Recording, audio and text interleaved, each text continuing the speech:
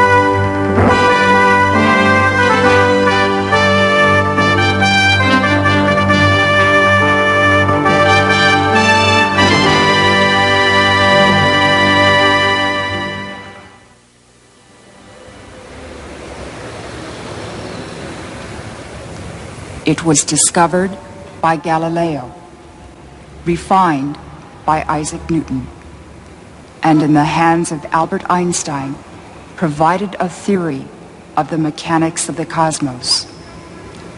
It was one of the deepest mysteries in all of physics. All bodies fall with the same constant acceleration. In a vacuum, all bodies fall with the same constant acceleration.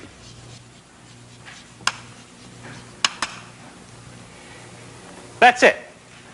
That's the law of falling bodies. It doesn't seem like much to get excited about. And yet, just look at what it says. First of all, it says that the effect of gravity on all bodies is the same, regardless of their weight. From Galileo to Isaac Newton, right down to Albert Einstein, that's been one of the central mysteries in all of physics.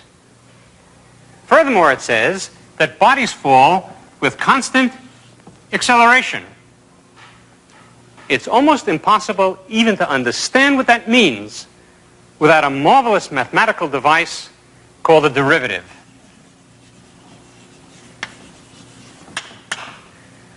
We'll see today what that means. And finally, profound and important though all this is, it violates our simplest intuition because it happens only in a vacuum, not in the world we're familiar with.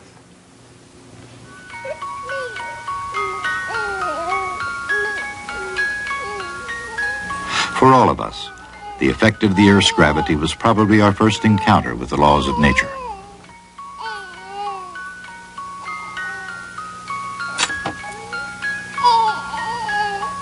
And whether or not we understand how gravity works, we have an innate fear of what it does. But exactly what is the effect of gravity? Some bodies fall to the Earth quickly and directly, while others behave quite differently. In some cases, the pull of gravity can be resisted almost indefinitely. To make any sense at all about how and why bodies fall, we need to separate the effect of gravity on a falling body from the opposing effect of the air through which the body is falling.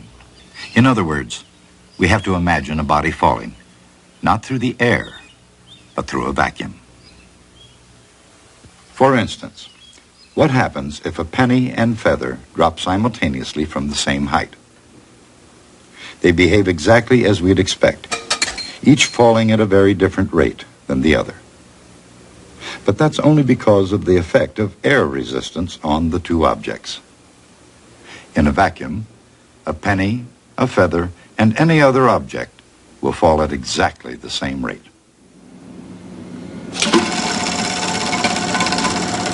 With virtually no air remaining inside the glass tube, the penny and feather are now in a vacuum.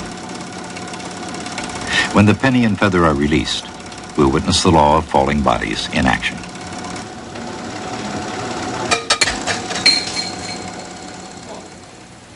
Without the effective air resistance, in other words, in a vacuum, all bodies, regardless of their weight, will fall at exactly the same rate.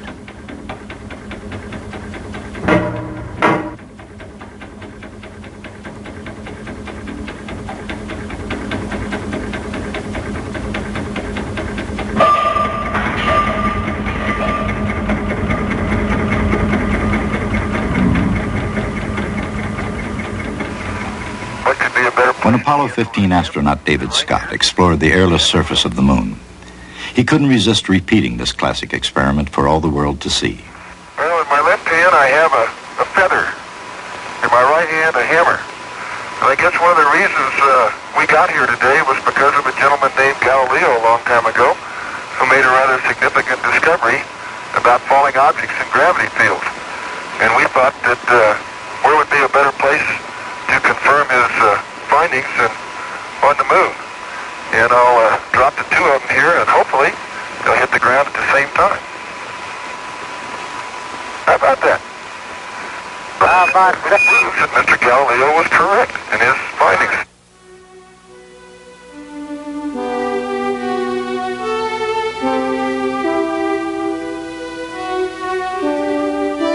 Mr. Galileo was correct.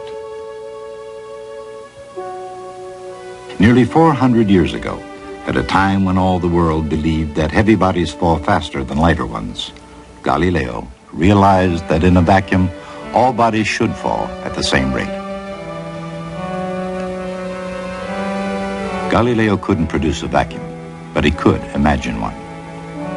He pictured a heavy body attached to a lighter one. Would this compound body, he asked, fall faster or slower than the heavy body alone? If the lighter body did fall more slowly, it should slow down the heavy body. So the compound body should fall more slowly than the heavy body alone. But the compound body is actually heavier than the heavy body alone. Therefore, the compound body should fall faster than the heavy body, not slower. Obviously, the long-held view that the heavier a body is, the faster it falls, leads to an inescapable contradiction.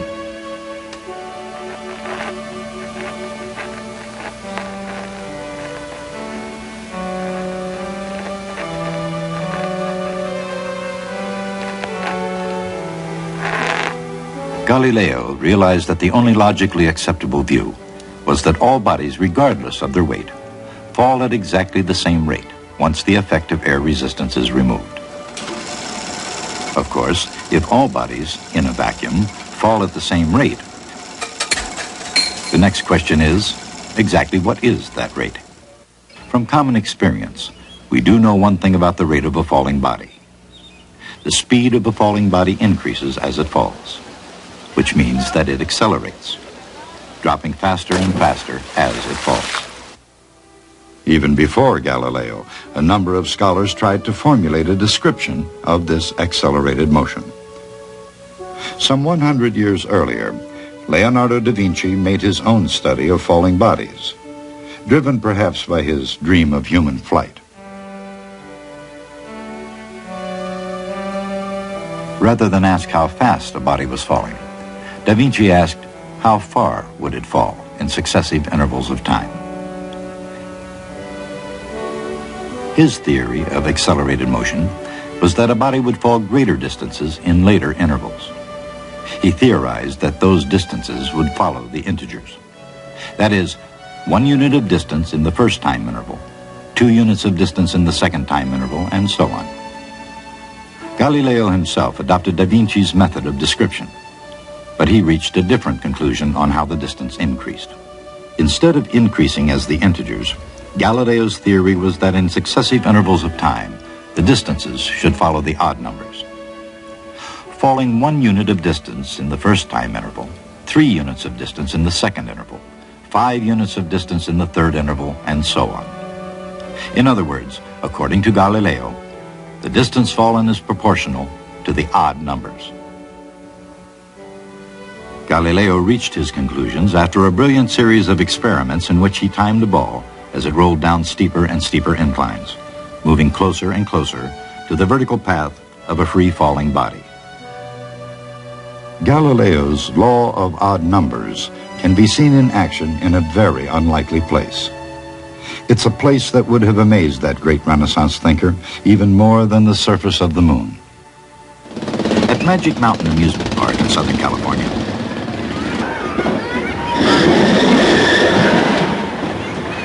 customers gladly pay for the privilege of plummeting through space under the influence of gravity. No, I'll buy you lots of cotton candy. We could feed the ducks. No, I don't think I want to do this. Oh, no. Actually, that part of the ride is free.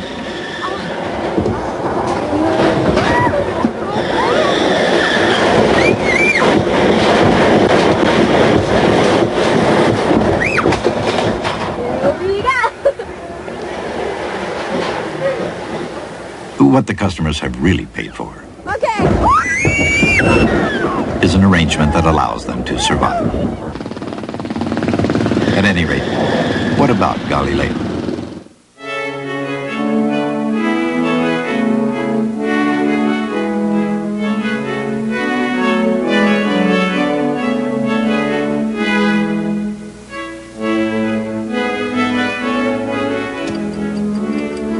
If this is 1 unit of distance, this should be 3.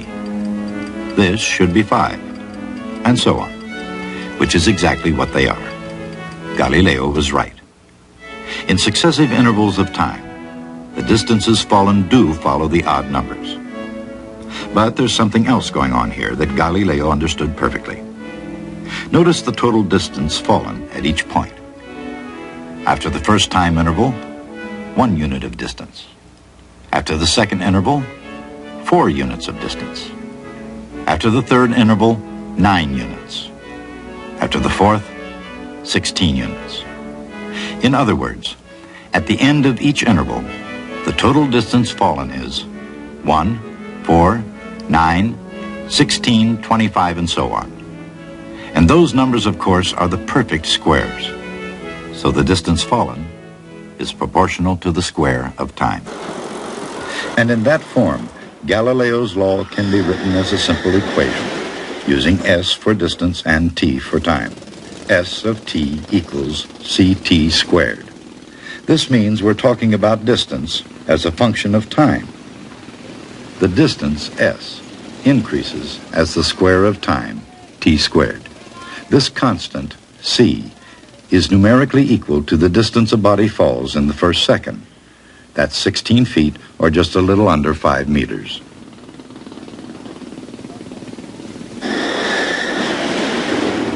We know that at any point in the fall, the distance fallen is equal to C times the square of the time. So after 2 seconds, the distance fallen equals C times 2 squared, or 4C. If we use 16 for C, we know that they've fallen 64 feet. Again, this symbol emphasizes that for any time t, we can find the value of S. At this point, even the most petrified free-fall rider can depend on us to tell her exactly how far she has fallen at each instant during the plunge. What if you went with us here? But the more discerning rider may also want to know how fast she's falling. Her speed is the distance she falls divided by the time it takes. For example, since she falls 64 feet during the first 2 seconds, her average speed must be 32 feet per second. But that's only her average speed during the first 2 seconds. At the beginning, she was standing still. And at the end of 2 seconds, she was falling much faster than 32 feet per second. Obviously, what this woman really wants to know is not her average speed, but her exact or instantaneous speed at any given time. However, if we try to use the same equation dividing the change in distance by the change in time, we have a serious problem. At any instant during the fall, let's say at exactly 1.5 seconds, the change in distance and time is 0. So, a formula that determines speed by dividing the change in distance between point A and point B by the change in time is of little use when we have a point A but no separate point B to work with. To make matters worse, both the top and the bottom of the fraction would be 0. And of course, dividing by 0 is a mathematical disaster. At first glance, perhaps the expression instantaneous speed is a contradiction in terms.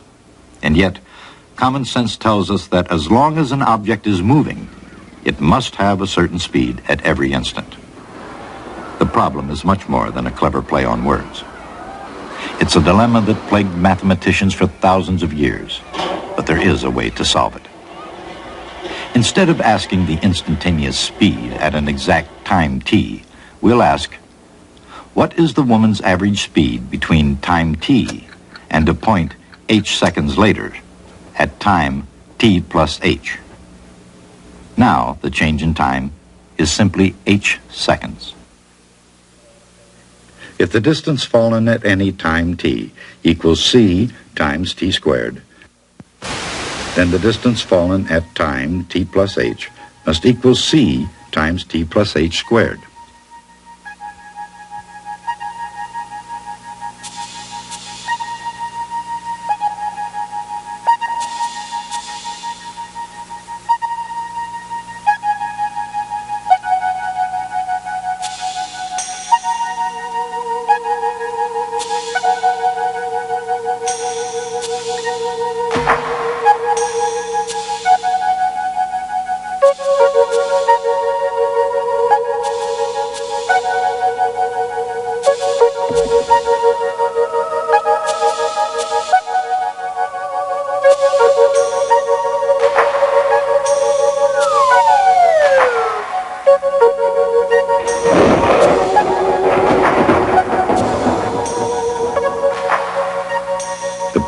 Is solved.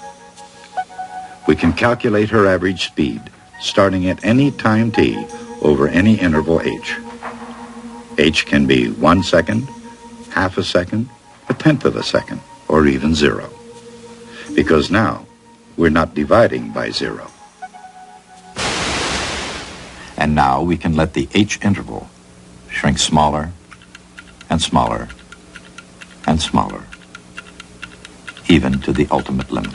And at that instant, we've calculated a derivative as the interval completely shrinks to 0. If h is exactly 0, we have found that at any time t, her instantaneous speed, which we'll call v, is 2ct.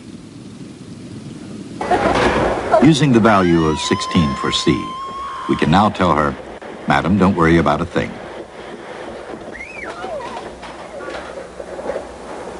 The distance you've fallen is 16 times t squared feet, and your speed at each instant is simply 32 times t feet per second.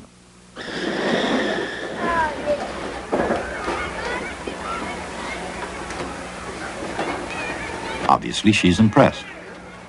How did you figure all that out, she might ask. It was nothing, really. All we had to do was to invent the derivative. In common usage, the word derivative means arises from, as in the phrase, fudge is a derivative of chocolate. But in mathematics, the word has an exact technical meaning, which amounts to this. It's the rate at which something is changing. The speed of the falling lady was the derivative of her distance from the top. In other words, speed is the derivative of distance. At first, when we discussed her average speed, we were merely doing algebra, simply plugging numbers into the speed equals distance divided by time equation. But when we began to work with an interval of duration, h, and at the right moment let h shrink to 0, we were calculating a derivative, and we entered the world of differential calculus. Differential calculus is the mathematics of using derivatives. The process of calculating a derivative is called differentiation. Of course, the concept of a derivative doesn't apply only to a body in motion. Conceivably, a derivative could be calculated that represents the rate of change in the population density of dolphins versus the temperature of the ocean, or the rate of change in the volume of a balloon versus its surface area, or the rate of change in the cost of a pizza versus its diameter. In other words, a derivative can be calculated for almost any situation in which one quantity changes as another quantity increases or decreases. To get from distance to speed, we calculated a derivative. But what about the acceleration of a falling body? To get from speed to acceleration, we do the same thing all over again. If v as a function of t equals 2ct, then v of t plus h equals 2c times t plus h.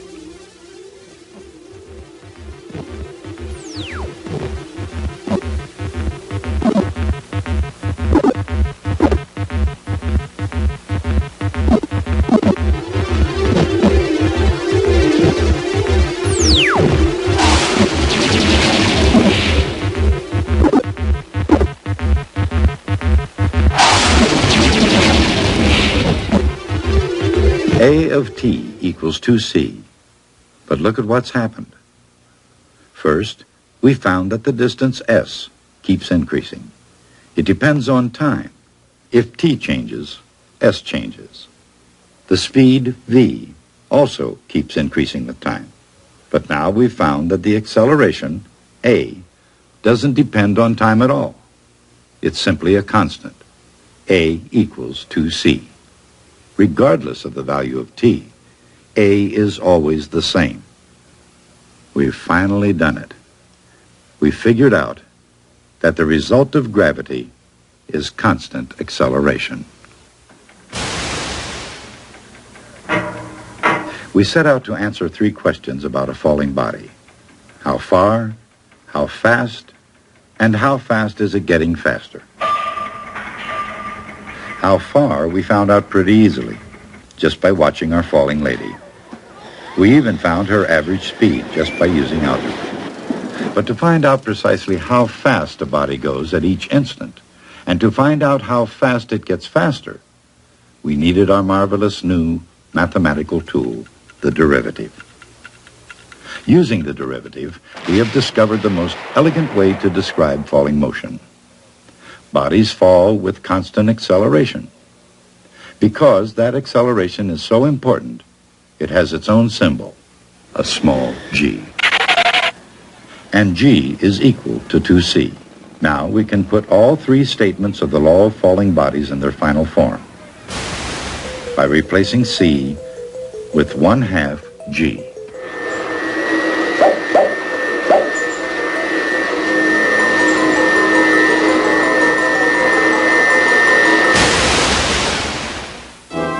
According to the law of falling bodies, a body falls with constant acceleration, with speed proportional to time, and falls a distance proportional to the square of time.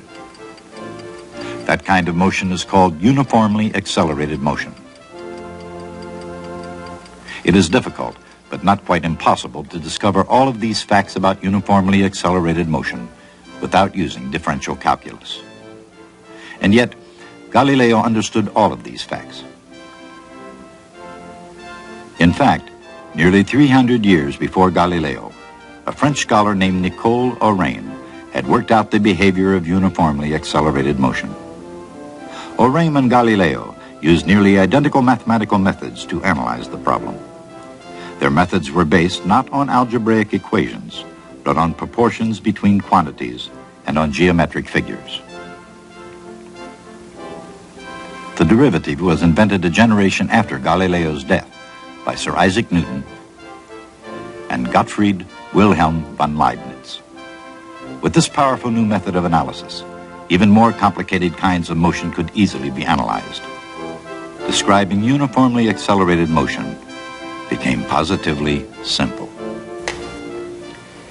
Without derivatives, it's difficult to understand what acceleration means, much less describe uniformly accelerated motion and work out all of its consequences. And yet, that's exactly what Orain and Galileo did. They described uniformly accelerated motion and worked out all of its consequences. It was an act of sheer genius. One of the jobs of physics is to find simple economical, underlying principles to explain the complicated world that we live in. We've done that today. If I drop a body, it falls under the influence of the Earth's gravity. As it falls, its motion is opposed with varying degrees of success by the air through which it must fall. If I can imagine disposing of the air and letting the body fall in vacuum, then I discover a dramatic and surprising fact.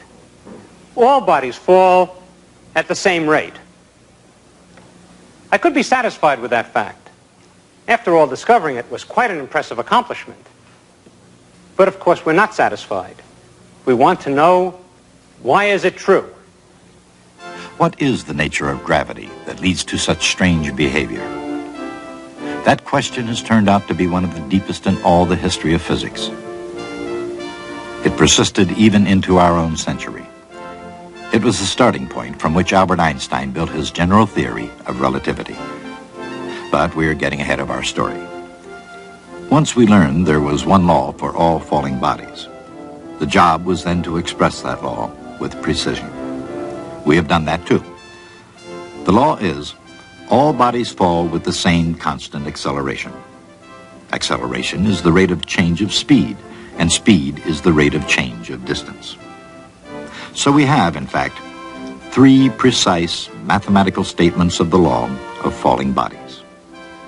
They are all true, and they are related to each other by one of the great and crucial discoveries in the history of mathematics, differential calculus. The calculus was discovered by Isaac Newton and Gottfried von Leibniz. It was a mighty triumph, the most important event in mathematics in thousands of years. Newton and von Leibniz sacrificed the joy of their discovery in a bitter dispute over who deserved credit for discovering it first.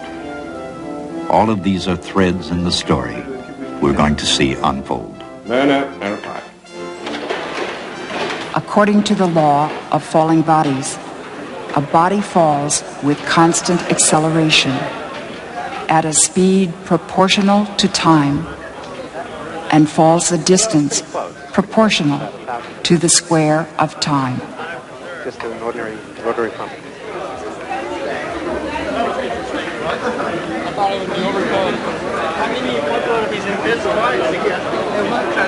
I just keep shoes on. 95A. Oh, God. This one really is going on.